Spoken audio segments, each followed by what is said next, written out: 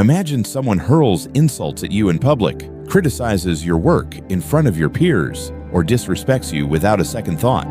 Your chest tightens, your heart pounds, your vision narrows to that single moment of attack. You feel anger rise like a tidal wave, threatening to spill over and consume you.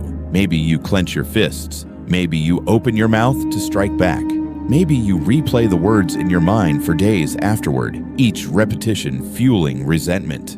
Now pause and ask yourself, what if I told you that you could become completely untouchable, that no words, no actions, and no insults could ever shake you again? It sounds impossible, almost like magic. But the Stoics, Marcus Aurelius, Seneca, Epictetus, mastered this exact power centuries ago. And today, I'll walk you through the methods they used so you can train your own mind to remain calm, clear, and unshakable, no matter what the world throws at you. Anger is one of the most destructive emotions we experience. It clouds judgment, damages relationships, eats away at our mental and physical health, and hands control to those who provoke us. When you allow someone else's words or behavior to trigger your anger, you've surrendered your power. The Stoics believed that true strength comes from mastering your own emotions, not from dominating others. They taught practical steps for training the mind to stay serene in the face of insult, injustice, and chaos. By the time you've absorbed these lessons, you'll possess a toolkit for building an unbreakable mindset that no critic or provocateur can penetrate. Begin with perception. Seneca once said, "We suffer more often in imagination than in reality." Think about how many times you've replayed a slight in your head, building up the offense until it felt catastrophic. Insults only hurt because we choose to internalize them. They're just sounds, vibrations traveling through the air, meaningless until we assign value. The next time someone speaks harshly to you, practice seeing their words as background noise. Ask yourself, is this really about me, or is it about them? Their frustrations, insecurities, or personal battles they're fighting. Most of the time, people project their own pain onto others. Their negativity says nothing about your worth and everything about their own inner turmoil. When you catch yourself recoiling at an insult, pause and mentally say, "This is their problem, not mine." Let those words deflate the impact of the insult. Watch the tight knot of anger in your chest loosen as you realize that their words cannot touch who you truly are inside. Next, focus on control, your control. Epictetus taught that some things are up to us and some things are not.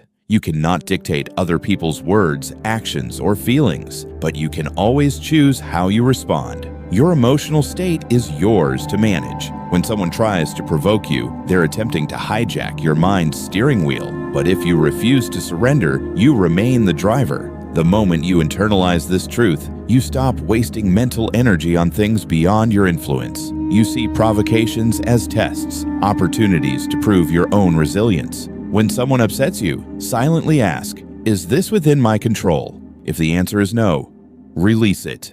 If it is, take constructive action. This simple mental habit of categorizing events into what you can and cannot control forms the cornerstone of Stoic serenity.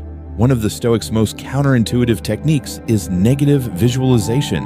This practice involves mentally preparing for adversity before it arrives. Imagine before you walk into a challenging conversation that you will be criticized or insulted. Picture yourself staying calm, acknowledging the possibility of conflict, and choosing serenity anyway. Marcus Aurelius did this every morning. He reminded himself that he would meet selfish, rude, and ungrateful people that day, yet he would not let their behavior disturb his inner peace. By anticipating negativity, you remove its element of surprise. When the moment actually comes, you do not react with shock or betrayal. You meet it with acceptance. The sting is softened, the power of the insult is diminished, and you maintain clear, composed thinking.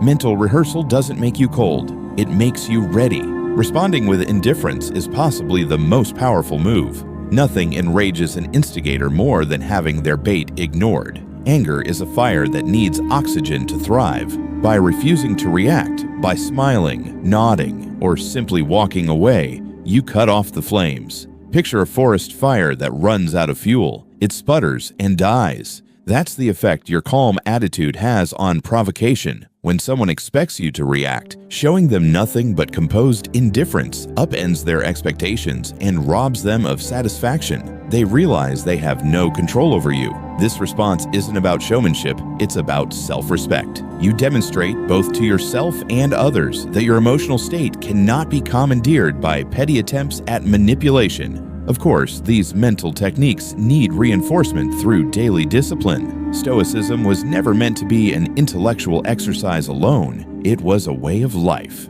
Building unshakable calm requires a training regimen for your mind. Meditation, journaling, and deliberate self-reflection are your daily workouts. Start by setting aside a few moments each morning to center yourself.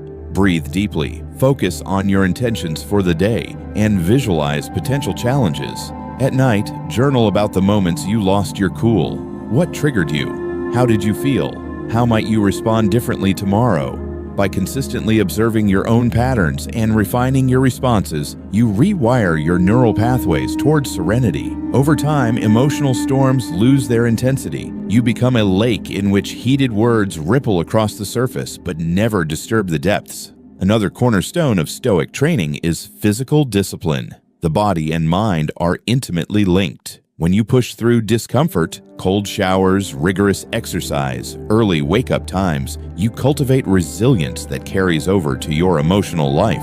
Every time you choose to endure physical challenge, you reinforce the conviction that you can endure mental challenges too. This doesn't mean seeking punishment. It means establishing healthy boundaries between yourself and indulgence. Self-denial in service of self-mastery is not self-harm, it's self-respect. When you can say to yourself at dawn, "I'll rise early to train my body," you grow confident that you can say, "I'll meet that insult with calm today." Each physical victory echoes as a small but potent proof of your capacity to control your state of being. Community and mentorship also play critical roles. Stoicism thrives in conversation, exploring ideas with friends who push you to think deeper, who hold you accountable when you slip into old reactive habits. Find a trusted circle, a group of like-minded individuals striving for self-mastery. Share your experiences, read Stoic texts together, challenge each other's assumptions. When you see others practicing serenity, it validates your own efforts and offers new insights. You're not in this alone. While Stoicism praises solitude, it never endorses isolation. The discipline of character benefits from supportive fellowship. Above all, embrace a mindset of continuous learning. Stoic mastery isn't a destination, it's a journey. You will still feel stings of irritation or disappointment. Complete invulnerability is an ideal, not a daily reality. When you falter, don't judge yourself harshly. Simply note the misstep, study it, and recommit to your principles. Progress in self-mastery is like small ripples expanding outward, subtle at first, but transforming the entire lake over time. Celebrate the moments you do hold your peace in the face of provocation. Those moments are your milestones. Imagine 6 months from now, someone tries to insult you, and you meet their words with nothing more than a calm nod. Each insult bounces off you. You refuse to buy another piece of anger. You walk forward, focused on what truly matters. Your relationships deepen because people trust you to remain composed. Your mind sharpens because it's not cluttered by reactive drama. You discover attention and respect are drawn to those who command themselves, not those who chase external validation. The Stoics wrote these teachings to guide themselves through the chaos of imperial politics, personal loss, and public duty. Their words echo across centuries because the human mind still grapples with the same temptations and pitfalls. By adopting these practices, reframing insults as meaningless noise, focusing energy on what you control, mentally preparing for adversity, responding with indifference, cultivating daily discipline, and learning within a supportive community, you harness the ancient path to modern resilience. No words, no actions, no insults can ever shake you again. You become untouchable because your peace is unassailable.